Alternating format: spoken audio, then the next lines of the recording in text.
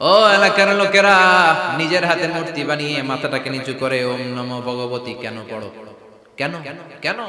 ক্বালু ওয়াজাদনা আবানা লাহা আবিদিন। দেখেন কনভারসেশন কি এক পক্ষের হয়? কথোপকথন করতে হলে কয় পক্ষ লাগে?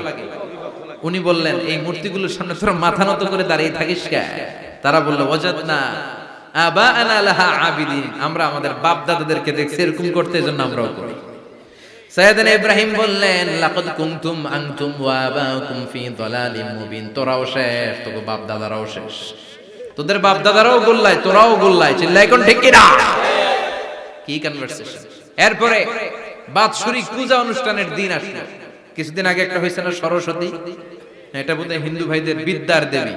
এরা এক একজনের কাছে এক একটা জিনিস নিয়ে যাওয়া লাগে, আমরা সব জিনিস চাই একজনের কাছে, তিনি কে? এটা কঠিন না সহজ?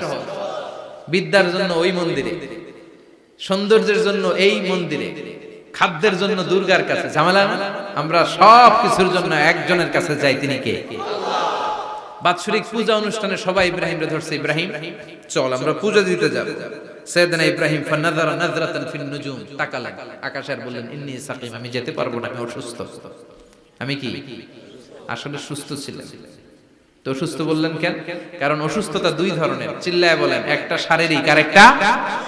সাইয়েদনা ইব্রাহিম মানসিকভাবে প্রচন্ড বিপর্যস্ত ছিলেন, অসুস্থ ছিলেন। এর কারণ গোটা উম্মত মূর্তির পূজা করে, এই দৃশ্য দেখে কোন নবী মানসিকভাবে সুস্থ থাকতে পারে? উনি বললেন আমি অসুস্থ, তোমরা যাও। সবাই বলল ঠিক আছে আমরা যাই। ইব্রাহিম তুই আমাদের ঘরের মূর্তিগুলারে পাহারা দে। মূর্তি পাহারাদার একজন ভালো লোক পাওয়া গেছে, মূর্তি পাহারা দেওয়ার জন্য ভালো একজন পাহারাদার পাওয়া গেছে। নাম কথা কন, কথা বুঝতে কষ্ট হচ্ছে মনে হয়।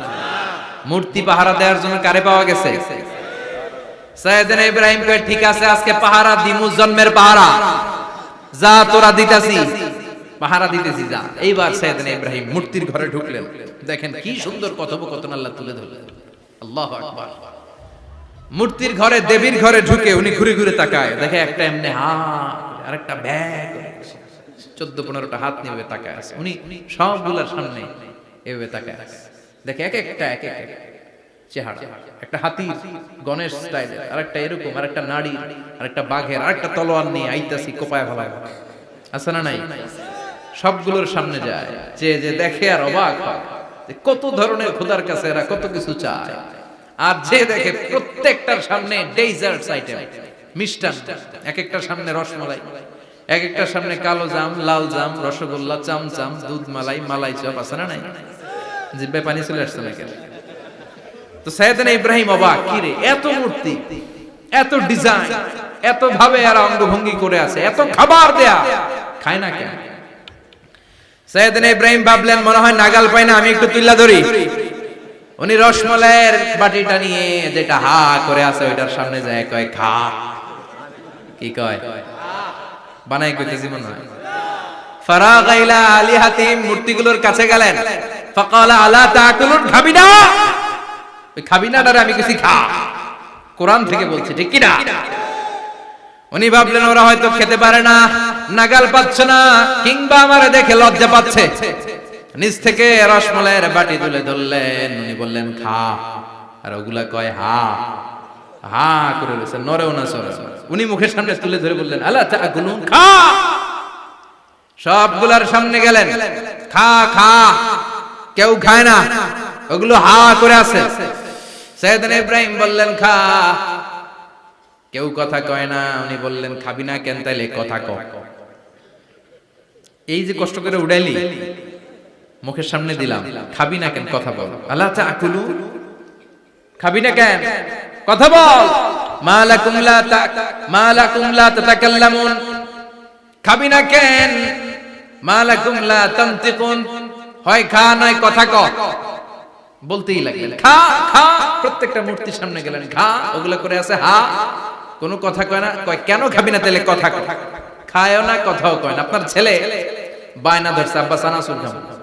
কি খাবি? চানাচুর কিনে দিলেন, এই নে চানাচুর। এখন চানাচুর খায় না। কিরে বাপ খাবি না কেন? কথাও কয় না, খায়ও না, কথাও কয় না। এখন বাকি আছে কোনটা? কথা কর। ফারাগা আলাইহিম দারবাম বিল ইয়ামিন, ডান হাতে কোপানো শুরু করলেন। ইচ্ছা মতো ঘুষি কিল মারতে মারতে মূর্তিগুলার সাইজ। ফারাগ আলাইহিম দরবাম বিল ইয়ামিন, এক একটা নবীর হাতে জান্নাতি শক্তি দিয়েছে কে? খা নাইলে কথা ক, খায় না, কথাও কয় না, বাকি আছে মায়ের মারতে শুরু করলেন। মারতে মারতে সব শেষ, তারপরে খুঁজে পেলেন একটা কুড়াল। কি পাইলেন?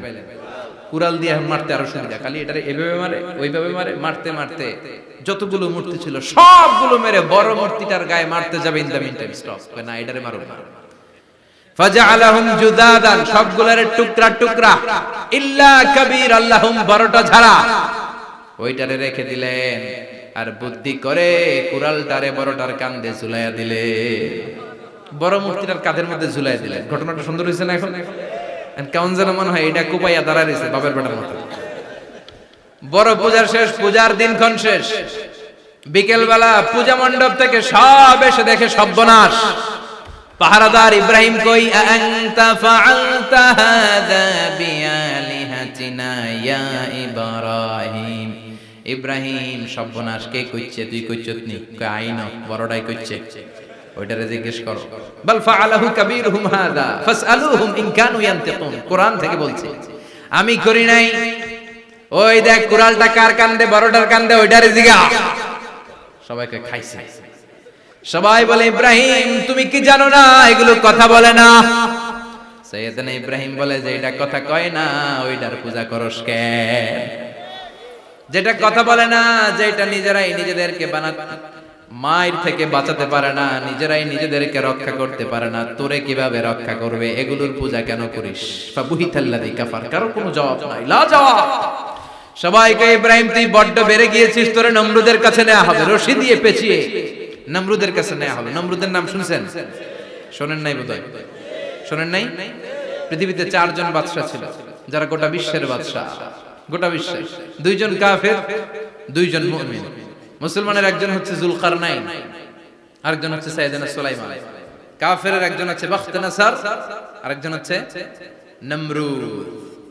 এই নমরুদের কাছে নিয়ে যাও, রশি দিয়ে বেঁধে। এবার নমরুদের সাথে কি ডায়ালগ মারছে এটা তো আর কোরআনে নাই। কথা কম, এটাও আছে।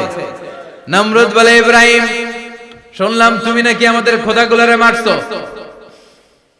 তুমি নাকি কোন আল্লাহর ইবাদত করো, তুমি নাকি কোন নতুন রবের তথ্য নিয়ে আমাদের বাবেল নগরীতে আগমন করেছো। আমি ছাড়া কোনো খোদা আছে বলে তো আমি শুনি নাই। এই বাবেল নগরীতে আমি ছাড়া কোন খোদা আছে আজকে নতুন শুনলাম। কে তোমার খোদা? কি তার পাওয়া? এবার ডায়ালগ মারা শুরু করলেন সাইয়েদনা ইব্রাহিম। সাইয়েদনা ইব্রাহিম বললেন, রব্বি আল্লাযী ইউহয়ী ওয়া ইউমীত, আমার রব এমন রব যিনি জীবন দেয় আবার মরণও দেয়। প্রথমটারে দিলাম মরণ, পরেরটারে দিলাম জীবন। তোমার রব যেরকম করে জীবন দেয় আর মৃত্যু দেয়, আমিও জীবন দেই, আমিও মৃত্যু দেই। চিল্লায় পড়েন নাউযুবিল্লাহ। সাইয়েদনা ইব্রাহিম বিপদে পড়ে গেলেন। তাই তো আসলেই তো প্রথম লোকটারে মৃত্যু দিল।